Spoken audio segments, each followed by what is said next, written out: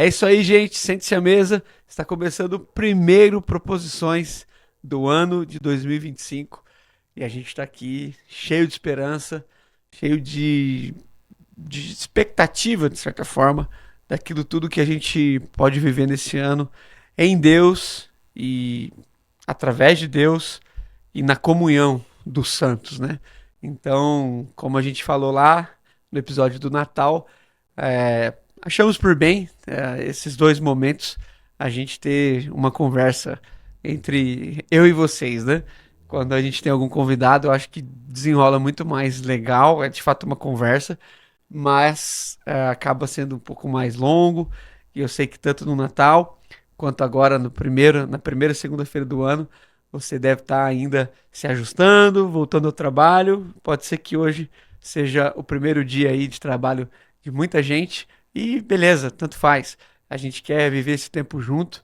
E eu quero mais uma vez colocar algo que Deus tem trabalhado no nosso coração. E antes disso, quero te pedir as coisas mais básicas, né? Esse é um ano muito importante pra gente. Então já começa o ano engajando com a gente aqui, ó. Se você tem gostado do Proposições, tudo que a gente ofereceu no ano de 2024, antes mesmo do conteúdo, já chega aí dando seu like, fazendo um comentário, desejando um feliz ano novo para todo mundo aí que está acompanhando. Se você conhece alguém que gosta de proposições, está ao vivo aí, já vai conversando aqui no chat para a gente poder realmente melhorar cada vez mais o nosso engajamento. E esse ano, sim, se Deus permitir, a gente vai ainda investir ainda mais tempo, mais recurso nesse projeto. Então, por favor, curta, comente e compartilhe se você realmente tem achado interessante aquilo tudo que a gente tem compartilhado aqui. E também lembrando que no próximo mês, agora sim, agora em fevereiro, no dia 22, nós teremos o primeiro encontro do Proposições ao vivo, a cores, presencial. E a gente quer muito te convidar a participar desse momento aqui. No canto da tela, você vê aí o QR Code, você pode apontar o seu celular e você vai ser direcionado para a nossa tela de inscrição do evento. Então, todas as informações estão ali, são poucas, mas está bem escritinho, está bem detalhado. Mesmo assim, se você tiver alguma dúvida, entre em contato com a gente. Mas eu quero te pedir esse esforço. Não é um evento, não é um congresso, é um encontro. Então, algumas pessoas já me falaram: ah, Dan, tô achando o preço meio caro, porque tem eventos de 2 dias que são R$ 200.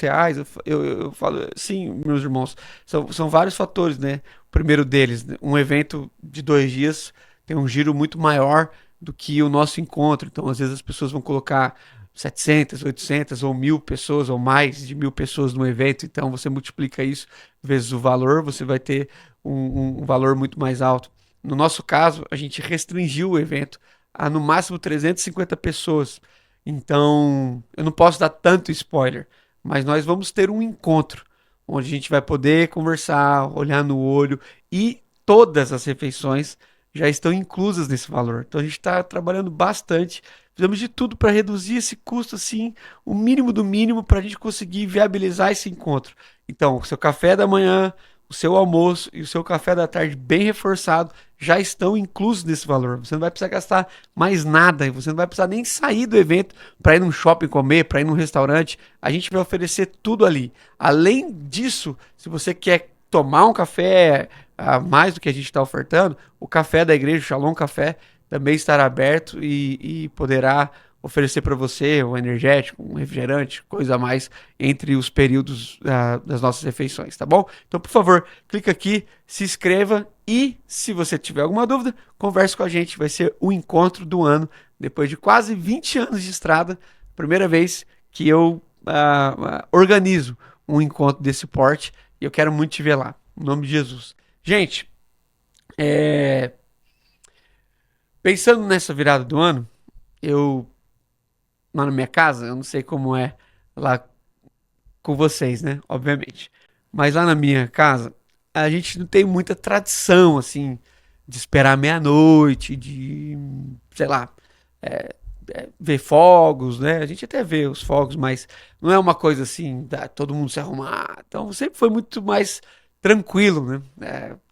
Essa é a palavra que eu quero usar, né? Sempre foi muito mais tranquilo. E eu me lembro que quando eu estava no seminário, talvez 2008 ou 2009, não me lembro exatamente o ano, mas foi entre 2008 e 2010. Eu, meus irmãos, né, tinha alguns amigos na ocasião, deu meia-noite, começaram, né, a conversar e ver os fogos da sacada do apartamento dos meus pais. Eu fui pro quarto e comecei a pensar no ano, comecei a orar e gastei ali alguns minutos de reflexão e de oração, né, do meu jeito, silencioso, mas fiz isso e de lá para cá tenho tentado ter essa prática de nessa virada do ano fazer um momento breve de reflexão e oração. E dessa vez, uma palavra que Deus veio colocando no meu coração é um salmo que dá para nós três movimentos muito práticos de como viver um bom ano. Ninguém começa o ano pensando em viver um mau ano. A gente começa o ano querendo viver um bom ano. A gente começa o ano fazendo muitos projetos. A gente começa o ano falando que vai emagrecer. Aqueles começam o ano dizendo que vão terminar algum curso, vão aprender a falar inglês, ou vão fazer a viagem tão sonhada em família, etc. Então, a virada de ano é um momento onde quase todas as pessoas viram animadas e deixam para trás, fecham um ciclo e recomeçam, né? Não é um começo, porque tá no meio do processo da vida, mas é um momento de colocar alguns pontos fundamentais e, de certa forma, planejar coisas que podem ser consideradas essenciais para cada um. E nessa virada, assim, pensei, e um salmo Deus colocou no meu coração, e eu quero dividir com você, para que você possa, então, nesse ano, junto comigo, eh, dar esses três passos simples que podem e farão toda a diferença se forem levados a sério. O Salmo de número 37 é um salmo muito famoso, muito conhecido, e ele traça aqui, a partir do versículo 3, 4 e 5, três princípios que a gente pode considerar princípios para uma vida bem-sucedida no ano de 2025. O texto bíblico diz assim: confie no Senhor e faça o bem, e viverá seguro na terra e prosperará. Busque no Senhor a sua alegria, e ele lhe dará os desejos do seu coração. Entregue seu caminho ao Senhor. Confie nele e ele o ajudará, né? Nas versões mais antigas. Confie no Senhor de todo o teu coração, confia nele e o mais ele fará, né? O mais ele fará. Gente, três passos seguros para uma vida bem-sucedida no ano de 2025, não só no ano de 2025, mas essencialmente agora falando desse ano. O primeiro passo seguro é confiar no Senhor e fazer o bem. Eu fiquei pensando muito nesse trecho assim, confiar no Senhor e fazer. Ah, mas confiar não é entregar tudo? Não. É confiar no Senhor é admitir que nós somos seres limitados, mas é também admitir que nós somos seres responsáveis. Confie no Senhor e faça o bem. Ou seja, é uma confiança ativa, né? É uma confiança de quem senta uma poltrona como eu e espera Deus fazer todas as coisas. Não, ao contrário. É uma confiança de quem, em conhecendo Deus, caminha seguramente e dá passos de bondade e faz o bem e pensa o bem e planeja o bem e se torna uma pessoa cada vez mais do bem e que faz tudo que pode fazer e que naquilo que não pode fazer sabe que Deus vai fazer. Ah, confiar em Deus é obviamente um processo de fé, mas é nos nossos dias um processo de humildade. Nós estamos num momento onde as pessoas cada vez mais se tornaram independentes, cada vez mais autocentradas, cada vez mais autoconfiantes e cada vez mais buscando em si as próprias forças para realizar aquilo que tem que ser feito. E eu acho que isso, de certa forma, faz sentido. É uma meia verdade, entre aspas. É um movimento onde nós temos sim que fazer a nossa parte, mas essencialmente nós temos que confiar em Deus.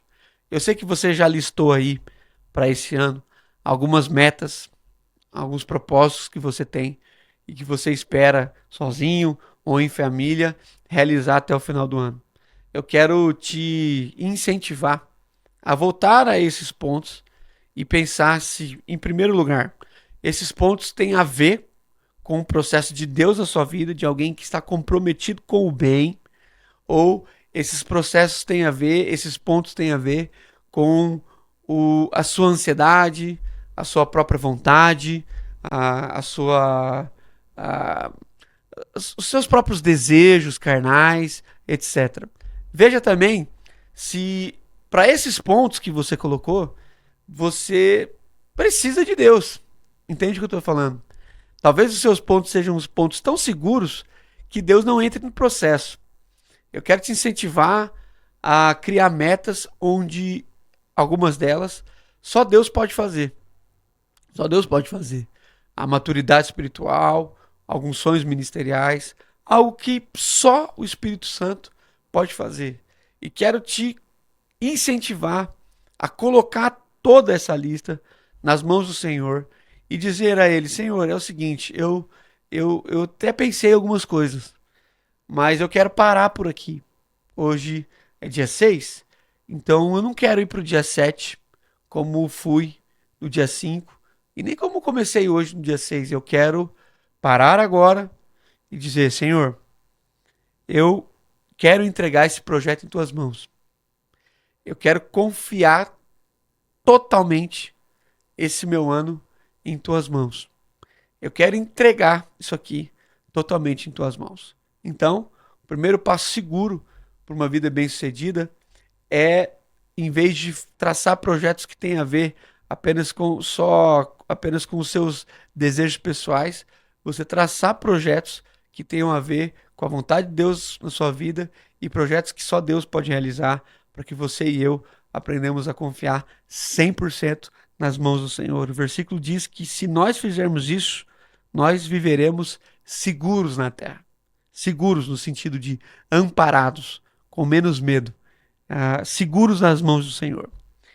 O segundo passo que o texto pode nos oferecer aqui, e certamente nos oferece, para uma vida bem-sucedida nesse ano, é o passo de buscar no Senhor a nossa alegria. Olha que coisa que pode ser considerado um contraponto. Se antes você traçou suas metas, seus objetivos, e você entende que se você conseguir isso, você desfrutará então de uma alegria, uma coisa assim que você nunca viveu.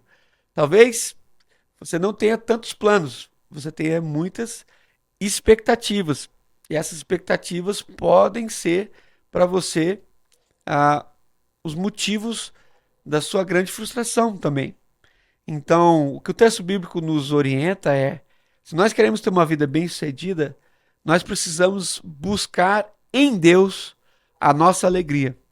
E não nas nossas conquistas, e não naquilo que a gente recebe, e não nas aprovações, e não nos elogios, e não em perceber que a gente chegou lá. Todas essas coisas são importantes, toda essa lista que a gente traçou, todas as nossas metas são importantes, mas são exatamente as coisas que você acha que podem te deixar muito feliz, que pode ser também as mesmas coisas que podem te deixar muito triste, porque você está colocando a sua expectativa nas realizações das coisas que você pode ou não fazer esse ano. E o texto bíblico está nos dizendo: quer ser seguro, quer viver um ano em paz, independente das realizações ou não, busque no Senhor a sua alegria. Quando eu li esse texto, obviamente eu lembro de Paulo quando diz: alegrem-se no Senhor. Outra vez digo: alegrai-vos, alegrai-vos, alegrai-vos. Outra vez digo: alegrai-vos. Então, se a gente conseguir considerar o nosso Senhor a nossa grande alegria, eu tenho certeza que com o tempo, Deus mesmo, conforme o texto está dizendo, vai agregando algumas coisas que são os desejos do nosso coração. Por quê? Porque se a nossa alegria for o Senhor, a vontade do Senhor estará cada vez mais entrelaçada à nossa vontade. Se a nossa alegria, se o nosso gozo é o Senhor, a presença do Senhor, o louvor, a leitura da palavra, a meditação, o jejum, é claro que com o tempo Ele mesmo dará coisas que são processos, que são desejos do nosso coração. Por quê? Porque os nossos desejos estarão ligados à vontade do Senhor para a nossa vida, porque a gente aprendeu a se alegrar nele. Então esse é um segundo passo importante para a nossa vida. Em nome de Jesus, meu irmão, minha irmã, não busque a alegria, a satisfação em nenhum projeto. Você deve se alegrar com todos os projetos da sua vida. Mas a sua alegria, com A maiúsculo, tem que ser a presença do Senhor, a vontade do Senhor, a palavra do Senhor, a vida do Senhor na sua vida. E com certeza, com o tempo, Ele mesmo satisfará os desejos do teu coração. Em terceiro e último lugar, um terceiro passo seguro para ser bem-sucedido nesse ano é aprender a entregar o nosso caminho ao Senhor e, obviamente, confiar nele de todo o nosso coração e ele nos ajudará. Eu acho que é muito difícil entregar tudo.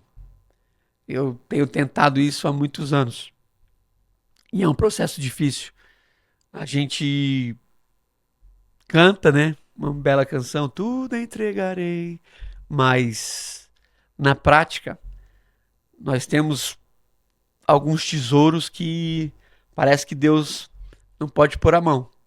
Para alguns é o trabalho, para outros é a esposa, o esposo, para outros são os filhos, para outros o dinheiro, para outros os projetos. Tem sempre aquele irmãozinho que é o fissurado pelos projetos e que sabe todos os passos, já trilhou todos os passos do ano, já sabe os 300 dias, 359 dias que a gente tem pela frente.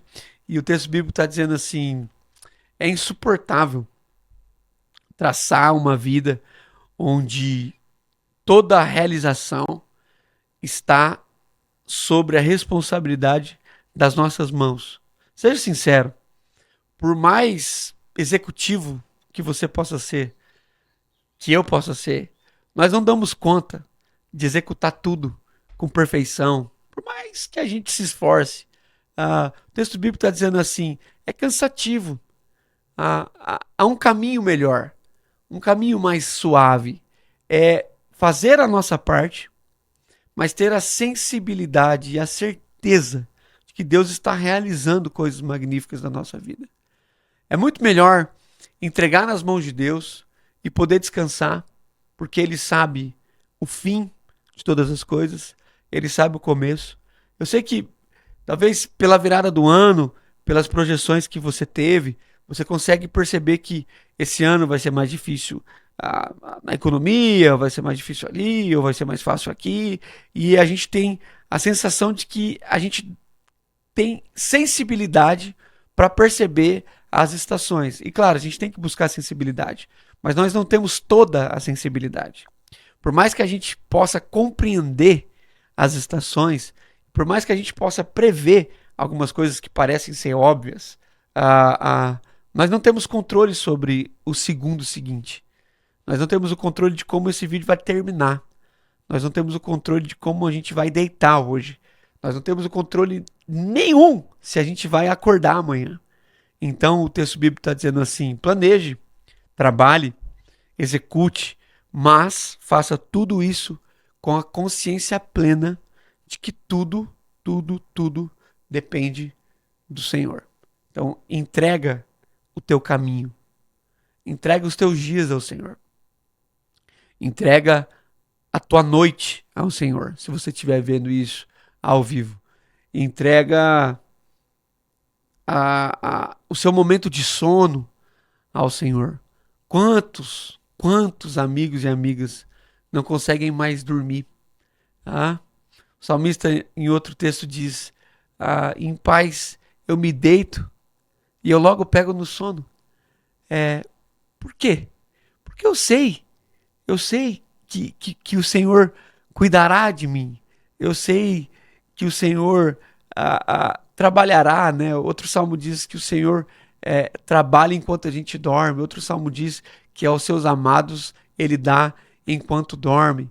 É quase aquela lembrança do salmista quando ele diz no Salmo 23, o Senhor é meu pastor, nada vai me faltar, é, eu estou seguro, porque embora, entre aspas, me falte muitas coisas, eu sei que pelo fato de que Ele é o meu Senhor, tudo que aparentemente me faltar é porque Ele quis assim. E eu estou seguro nele. Então, eu posso andar no vale de passos verdejantes, de águas tranquilas, de descanso, mas eu posso também andar nos lugares mais sombrios, com sombra de morte, porque eu estou seguro no Senhor. Então, ainda que eu passe por esse lugar, eu estou seguro no Senhor, porque eu sei, a tua mão está comigo, o teu bordão, o teu cajado me consolam. Então, meu irmão, minha irmã, em nome de Jesus, termina esse vídeo aqui colocando nas mãos do Senhor todo o seu ano. Se você ainda não fez isso, se você ainda não fez isso, coloque seus projetos nas mãos de Deus. Essencialmente, como o texto diz, coloque e entregue o seu caminho ao Senhor. Entregue o seu caminho, Senhor. Então, 3 passos simples para um ano certamente muito bem sucedido. Salmo 37, versículo 3. Confia no Senhor. Versículo 4. Busque no Senhor a sua alegria. E versículo 5. Entregue o seu caminho ao Senhor. Repare que nos 3 versículos nós destacamos a palavra Senhor com S maiúsculo. Se você quer viver um ano bem sucedido, pare de tentar governar a sua vida. Por mais organizado que você seja, o nosso Deus, ele é o alfa e o ômega. Ele é o início e o fim. Ele é aquele que, segundo Paulo, tudo existe e subsiste. Ele sabe, ele sabe, ele sabe o que é melhor para mim e para você. E eu quero mesmo que a gente tenha um ano magnífico na presença do Senhor. E é por isso que a gente tem que aprender a confiar, por isso que a gente tem que aprender a fazer o bem, por isso que a gente tem que aprender a entregar todas as nossas coisas, todos os nossos sonhos nas mãos do nosso Senhor e descansar, porque Ele é o nosso Pai. Ele cuida de nós. E embora nós tenhamos que trabalhar muito, nós não somos bons o suficientes para trilhar e nem para dar o próximo passo sem estar de mãos dadas do nosso Pai, do nosso Senhor. Que Ele mesmo continue trazendo à sua mente um renovo diário, que esse seja um ano de muito amadurecimento e que você e eu sejamos uma bênção. Isso não é um jargão, isso é uma oração. Mais do que pedir as bênçãos, nós queremos concordar com o apóstolo Paulo quando nos diz que ele já nos abençoou com todas as sortes de bênção em todos os lugares. Em todos os lugares. Ele já fez por nós tudo que ele poderia ter feito. Ele entregou o seu filho. Ele nos deu uma nova vida. Então que esse ano seja um ano de bênção, que através de nós muitas pessoas sejam alcançadas e abençoadas no nome de Jesus. Eu te espero na semana que vem. A gente deve voltar com a programação normal e eu sei que vai ser muito bom. Estou muito animado, estou muito reflexivo, então eu espero propor muitas coisas para vocês, para que esse nome não seja apenas uma ideia, mas que a gente realmente tenha muitas proposições. Sejamos uma bênção. Até a semana que vem. Um abraço.